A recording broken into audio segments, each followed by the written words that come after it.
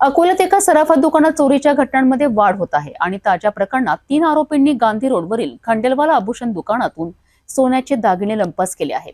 बंटी, बबली आणि आजी अशी चांडाळ चौकडी असलेल्या आरोपींनी दुकानातील कर्मचारी महिलेला घेरून सोन्याचे दागिने चोरलेत। हा प्रकार सीसीटीव्ही कॅमेऱ्यात कैद झाला आहे। काय आहे घटना चक्रामागचं सत्य, पाहूया सविस्तर। अकोल्यातील गांधी रोडवरील खंडेलवाला आभूषण दुकानातील ही चोरीची घटना आता शहरात चर्चेचा विषय बनली आहे।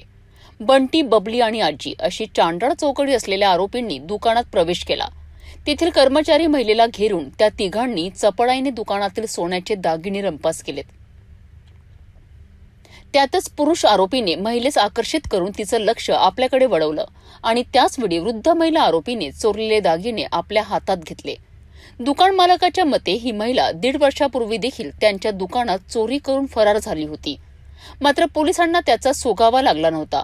पुन्हा चोरी गेलेली दागिनेही सीसीटीव्ही कॅमेऱ्यात स्पष्टपणे कैद झाली आहे।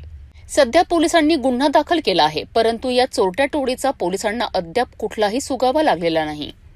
अकोला सराफा दुकानातील चोरीची ही घटना शहरातील सुरक्षा प्रश्नांना अधोरेखित करते। पोलिसांनी गुन्हा दाखल केला असला तरी आरोपी अजूनही फरार आहे।